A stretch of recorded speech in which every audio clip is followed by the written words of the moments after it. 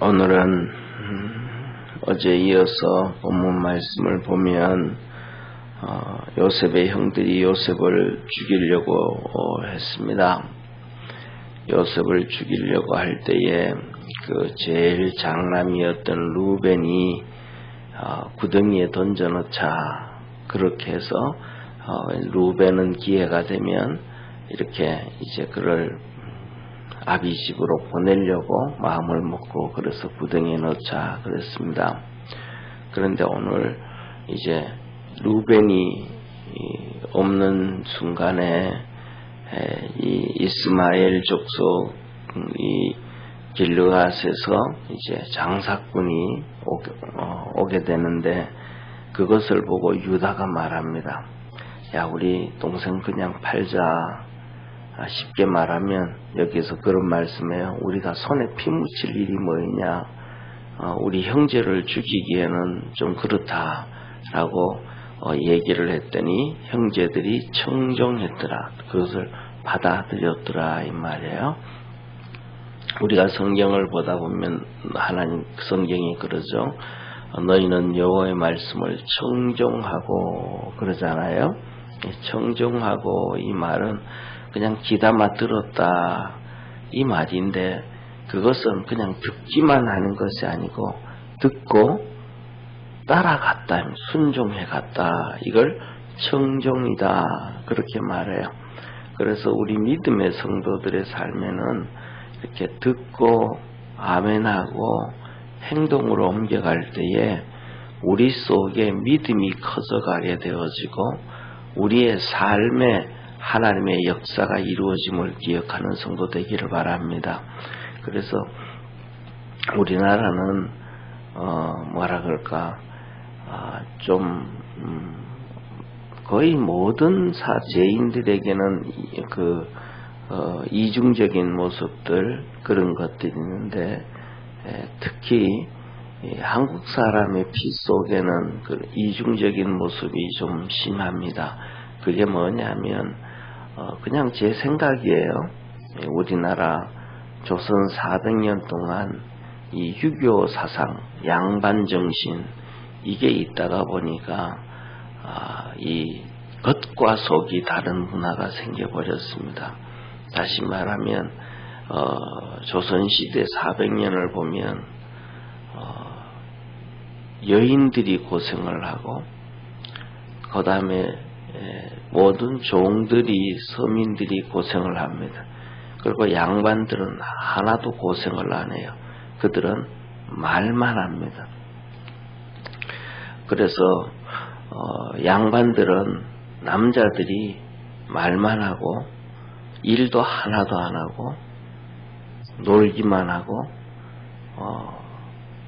아무것도 없으면서 하다 못해서 뭐냐면 양반이 써야 되는 이 머리에 갓을 쓰잖아요. 갓을 쓰는데도 자기는 그것만 달랑 써요. 그것도 수고하지도 안 하고, 그것도 가난한 양반들이 그것을 쓰는 거는 부인들이 삭바느질 해가지고 돈 줘서 그것을 사서 만들어서 각근을 다 이렇게 해주면 그것만 달랑 써요. 그리고는 항상 자기가 양반이라고, 신앙으로 표현하면 의인이라고, 그냥 가족들한테 먹을 것 하나 챙겨주지도 안 하고 아무것도 안 하고, 가난한 양반은 그 부인이 그 삭바느질 해가지고 그렇게 사는데도 그냥 큰소리치고 죄인인지도 모르고 잘못된 삶인지도 모르고 그렇게 해요. 오히려 반대로 한 20-30% 되어지는 서민들이죠. 20-30% 되어지는 서민들, 그러니까 그 당시로 말하면 중인들, 장사를 한다든지 남의 집에 이제 땅을 얻어서는 소작농을 한다든지, 이런 사람들은 정말로 열심히 산단 말이에요. 농사 짓고 장사하고 애쓰고 수고해가지고 양반들한테 손가락질 당하면서도 자기 가족들을 다 챙겨요. 그들은 오히려 존경을 받아야 되는데 그들은 오히려 이렇게 뭐랄까 손가락질을 당하고 천민이라고 그냥 막 그냥 학대를 한단 말이에요. 그렇게 몸부림치고 살다가도 흉년이 들어오고 어려움에 빠지면 살 길이 없으니까 그 자식들 한 명씩 어쩔 수 없이 종으로 팔면 그 사람은 영원한 종이 되는 거예요. 예를 들어서 그렇게 팔렸다 그래도 아버지가 돈을 좀 벌어서 그 자식을 다시 종에서 건져낼 수 없는 한 번 종은 영원한 종이 되어버리는 이런 비참한 시대. 이러한 조선시대에 400년 동안에 그런 DNA가 있기 때문에 오늘날 우리 한국이 그런 거예요. 그러니까 선진국들 예를 들면 독일이라든지 미국이라든지 지금 트럼프가 하는 정책 중에 하나도 한 가지를 얘기해요. 그 정책의 중심이 뭐냐면 모든 사람이 다 대학교는 갈 필요 없다. 다시 말하면 대학교를 안 가고 자기 평생 잘 살 수 있는 길을 서민들이 잘 살 수 있는 길. 그러니까 대학교를 대학교를 가가지고 거의 대부분 대학교는 두 가지잖아요. 그 대학교 중에서 문과가 반 이상을 차지하고 공과가 적게 차지한단 말이에요. 그럼 거기 나온 사람들은 거의 대부분 이 제조업의 일을 잘 안 한단 말이에요. 그러니까 다 대학교를 나오면 제조업은 망하는 거죠. 안 하는 거죠. 그렇게 공부하고 뭐 하고 그거 하겠어요. 그러니까 독일 같은 경우에도 중학교 2학년이면 자기 평생 직장을 갈 길이 거의 정해져요. 그때 벌써 대학교 가서 갈 학생들, 그 다음에 다른 내가 무슨 일을 해야 될 학생들 정해져 가지고 간단 말이에요. 그런데 중요한 것은 대학교를 나왔다고, 안 나왔다고, 고등학교 나왔다고 무시당하는 것도 없고, 대학교를 나왔다고 의시되는 것도 없고, 각자 자기 삶에서 정말, 그것으로 인해서 다 성실하게 잘 살아간단 말이에요. 그런데 우리나라는 이 조선에 그러한 400년 동안 유교가 있으니까 중요한 거는 앞으로 뭘 먹고 어떻게 살 것인가에 대한 고민보다가는 무조건 부모가 대학교 가야 된다, 대학교 가야 된다. 이게 기본이고요. 하다못해는 대학교 왜 갈 필요가 뭐가 있냐고 애들이 그래도 아니 가야 된다고 무조건 가야 된다고 하는 이 문과 중심의 이것 교육열이 안 좋은 게 아니고 그걸 얘기한단 말이에요. 이게 조선시대의 사실이거든요. 그 전에는 이 고구려 시대에는 고려 시대까지만 해도 고구려 그 전에 고려까지도 통일신라 고려 시대까지만 해도 그러지가 않았단 말이에요. 그 전까지만 해도 고려 시대까지만 조선 처음 시작할 때만 해도 거의 우리나라가 종려 문화가 5%밖에 안 됐거든요. 그런데 조선 말 끝나갈 때는 거의 50% 정도의 종이 됐다라는 거예요. 서양인들이 와서 기절을 하려고 하는 거예요. 선교사들이 와서 봤더니 말도 안 되는 짓이에요. 어떻게 대부분 종을 쓰면 전쟁을 해서 타민족을 정복하고 그들을 데려와서 노동자로 데려와서 종으로 쓰는 것이 기본인데 이 한국은 몇백 년 동안 자기 민족을 종으로 쓰는가? 이거는 말도 안 되는 희한한 사건. 이게 그래서 그 전에 고려시대까지만 해도 뭐냐 하면 누구든지 열심히 노력하면 그래서 우리가 잘 알죠. 고려시대에 무인들의 난 나오잖아요.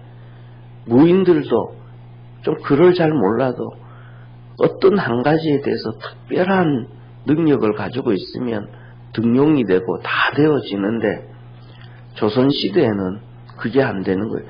무조건 성리학을 해야 돼요. 무조건 글을 읽어야 돼요. 그러니까 그 글을, 그 힘을 잘 쓰는 사람들은, 자기 재능이 있는 사람들은 이 문인들이 다 죽여버려요. 우리가 잘 아는 것처럼, 이 남이 장군 27살, 정말 기계가 좋잖아요. 그냥 싹도 크기 전에 다 죽여버리는 거예요. 그리고 그 다음에 더 나아가서는 장인들 있죠. 장인들. 도자기를 만든다든지, 대장간을 하면서 칼을 이들 최고의 재능을 가지고 있고, 달란트를 가지고 있는데도 천히 여기고 무시해버려요. 그러다가 보니까 이러한 우리나라의 DNA가 조선이 망하고 난 다음에 100년이 지났는데도 아직도 우리에게 있어서 그런 것처럼 우리 기독교인들에게도 하나님의 말씀을 듣는 거는 너무 잘해요. 왜? 성리학의 특징이 듣는 거잖아요. 서당에 가서 그냥 잘 듣는 거예요. 선생님이 얘기 잘 듣는 거잖아요. 그리고 그 안에서 지켜가야 되는 것들은 잘 안 지켜가잖아요.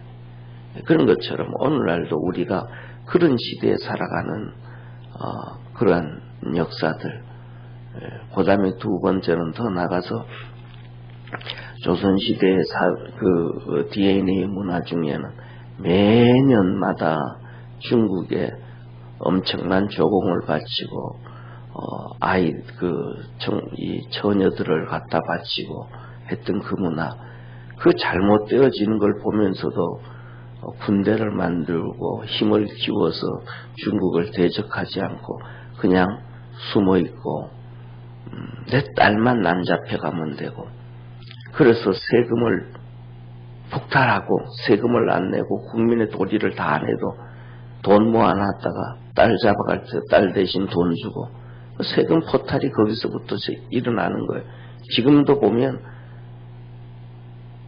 매년마다 연말 되어지면 세금 안 내가지고 정말 부자들이 세금 안 내가지고 이런저런 뉴스 계속 나오잖아요.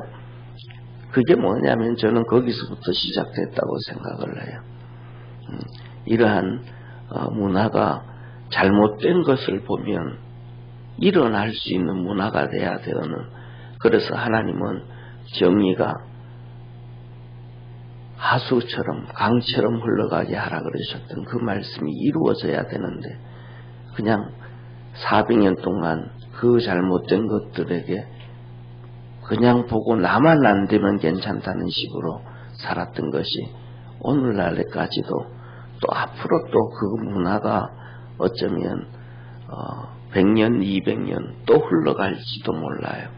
이러한 문화가 예수 믿는 우리가 다시 한번 하나님 말씀으로 돌아갈 수 있고 그렇게 기도할 수 있는 우리 성도 되어지기를 축원합니다. 그래서 청종의 문화라는 것은 듣고만 있는 문화가 아니고 듣고 난 다음에 그것이 하나님의 말씀이기 때문에 옳은 것이기 때문에 손해를 보고도 일어설 수 있는, 그래야 하나님의 역사가 이루어진다라는 것입니다. 그래서 그 형제들이 이 유다의 말을 듣고 요셉을 은 20에 팔았습니다. 그리고 장자 루벤이 돌아오니까 요셉이 없는 거예요.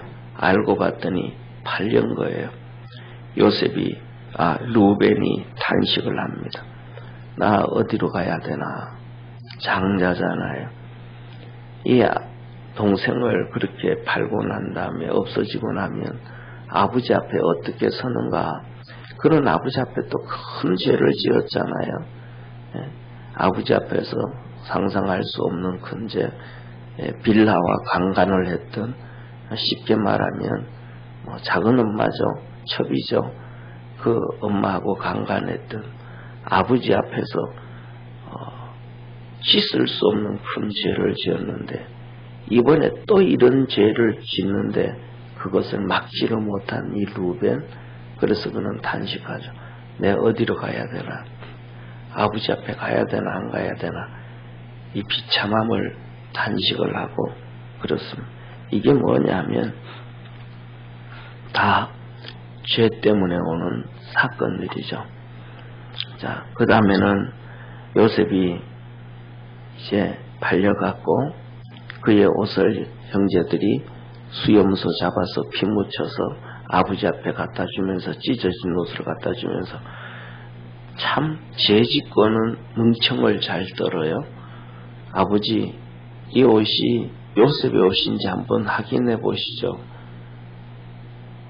우리가 이 옷을 주셨다 라고 얘기합니다. 참 차라리 그냥 모른 척하고 있으면 더 낫을 텐데 이렇게 말이죠. 어떻게 죄를 짓고도 속이고도 뭉청맞게 이렇게 요셉의 옷을 찢고 수염소에 피를 묻히고는 아버지한테 우리 이거 주웠으니까 요셉의 옷이 아닌지 한번 확인해 보라고 이러한 짓을 정말 합니다. 이때 이제 요셉이 33절에 아들이 짐승에게 잡아먹혔다 하면서 단식을 합니다. 자기 옷을 찢고 굵은 배를 허리에 동이고 오랫동안 애통하고 슬퍼합니다. 자녀들이 아무리 위로를 해도 그가 위로받지 못하고 울음을 그치지 못합니다. 그러면서 말합니다. 아마 여기서는 표현 안 했지만 식음을 전폐한 것 같아요. 왜냐하면 여기에서 35절에 이렇게 말씀해요. 그가 슬퍼하며 음부에 내려 아들에게로 가리라 하고, 그러니까 음부에 내려가리라. 이 음부에 내려가리라는 얘기는 성경에서 두 가지의 의미를 사용합니다. 그러니까 구약 성경, 신약 성경에서는 한 번 나오는데 구약 성경에는 음부라는 단어가 여러 번 많이 나옵니다. 이 음부라는 단어가 나올 때는 지옥 같다라고 이해를 하면 안 되고 두 가지를 인식을 둘 중에 어떤 의미를 가지고 있는가를 생각해야 됩니다. 첫째로는 땅 속에 묻히는 것, 장사되는 것, 죽음을 음부라고 표현합니다. 지옥 가는 걸 음부라고 표현하는 게 아니고 죽음을 이렇게 장사지는 것, 땅 속에 묻히고 이렇게 묻히는 사건들, 죽음을 음부로 표현합니다. 그래서 성경을 읽다가 음부에 갔고 했을 때 이 사람이 정말 지옥 갔다는 의미가 아니고 죽었다 이런 의미를 사용을 합니다. 그래서 그가 음부에 내려갔다라는 단어를 읽을 때는 정말로 지옥을 갔는지 아니면 죽었는지를 한번 생각해 봐야 됩니다. 그래서 하나는 정말 지옥을 얘기하고 하나는 죽음을 얘기하는데 그 사람이 음부에 갔고 했을 때는 그가 죽을 때 그가 삶에서 어떤 삶을 살았는가, 그래서 정말 지옥 갈 수 있는 삶을 살았는가 그렇지 않았던가를 봐야 돼요. 그래서 죽음을 얘기하고 계시구나 이걸 이해해야 되고 또 정말 지옥 같구나 이걸 찾아야 돼요. 그래서 구약 성경에는 음부라는 단어가 자주 나와요. 특히 열왕기라든지 역대기에 주로 많이 나옵니다. 그때는 음부라는 얘기를 읽을 때 꼭 이제는 죽었구나, 그래서 장사 지냈구나 이 말인지 아니면 진짜 음부에 갔는지를 조금 신경 써서 봐야 돼요. 그런데 여기에서 이 야곱이 내가 음부에 가리라 하면 나 이제 죽겠다 이런 말이에요. 그러니까 요셉이 죽었으니까 나도 죽겠다 이렇게 하면서 슬퍼하고 있습니다. 그래서 그만큼 이제 이 야곱이 힘들어하는, 그런데 이런 그 모습을 볼 때 거의 식음을 전폐하고 슬퍼하지 않았는가 그런 생각이 들어요. 그리고 36편에 보디발의 집에 팔리는데 오늘 이 본문 말씀 보면서 내용을 좀 설명을 해드리고요. 한 가지를 기억하고 기도하고자 합니다. 여기에서 보면 요셉이 팔려서 비참함에 빠져요. 그 다음에 형제들 9명은 죄를 지어요. 루벤은 지키지 못해서 탄식하고 눈물을 흘립니다.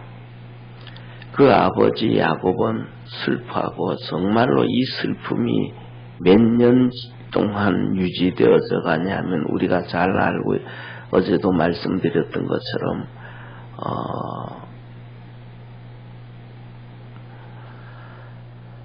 9년 30 13 22년요. 22년 동안 슬픔이 유지되어 야곱이요. 22년 동안 애굽에 가서 총리가 된 요셉을 만나기까지 그는 이 슬픔을 22년 동안 슬픔을 가져갑니다. 22년 동안 이 슬픔을 가져가고 요셉은 13년 동안 고생을 하고 그 형제들은 이때부터 시작해서 22년에 거의 한 40년 동안 이상 이 고통에 빠집니다. 그래서 야곱이 죽고 난 다음에 형들이 요셉한테 무릎 꿇고 우리를 좀 살려줘라. 우리 자식들 좀 살려줘라. 우리가 너한테 그 옛날에 팔아버리고 죽이려고 했던 것 정말 미안하다고 하면서 울부짖어요.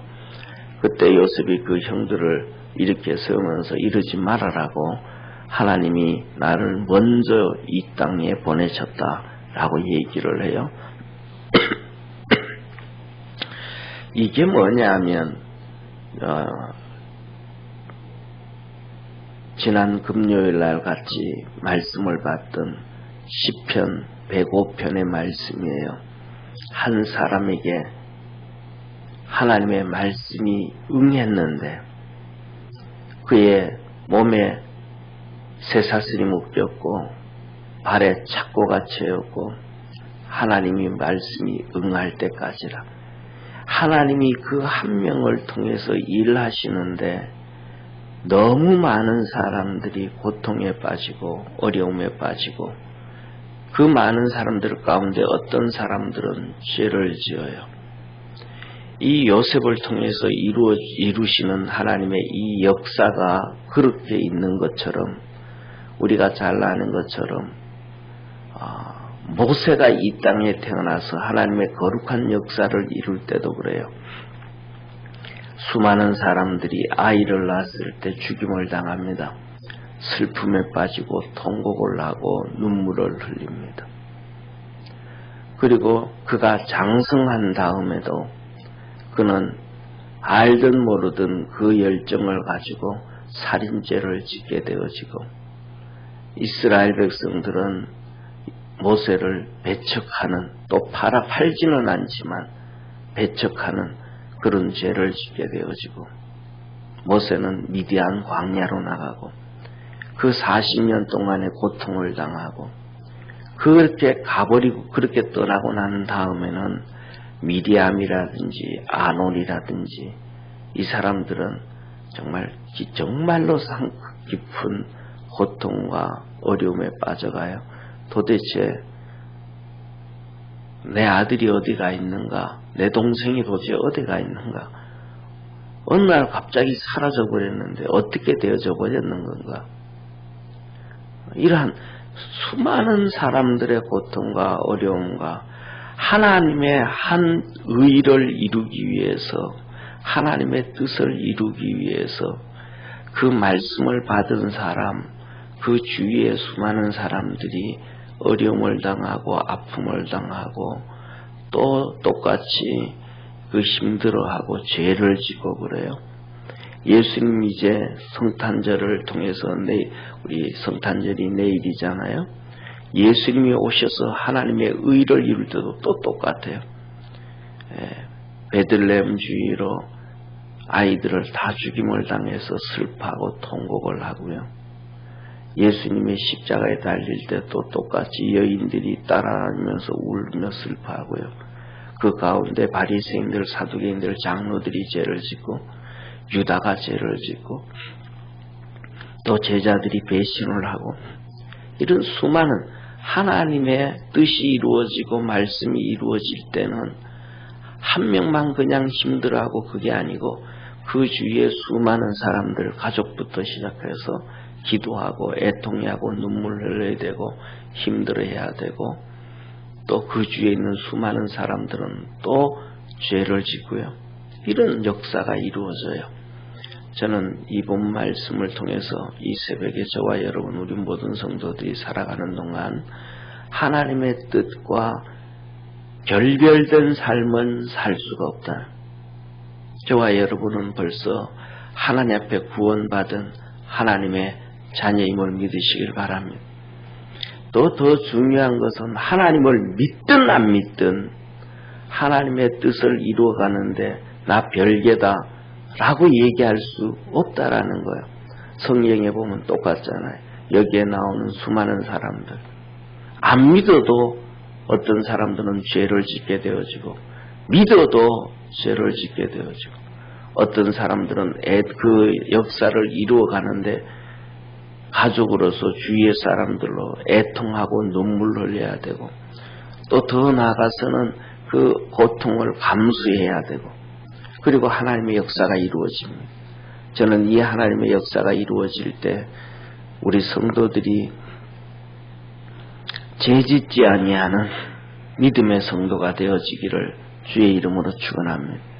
그리고 어려움과 힘든 사건들을 기도하면서 그 아프고 힘들고 어려워도 잘 견딜 수 있는 축복의 성도가 되어지기를 바라고 또 우리 스스로가 살아가다가 보면 큰 일이든 작은 일이든 하나님 앞에서 쓰임받게 되어지는데 그때도 죄짓지 아니하고 요셉처럼 담담하게 하나님의 뜻을 알고 하나님이 나를 먼저 보냈다라는 고백하며 믿음으로 살아갈 수 있는 그리고 예수님처럼 우리의 똑같이 하신 말씀처럼 그게 힘들어도 아버지의 뜻이라는 거 하겠습니다.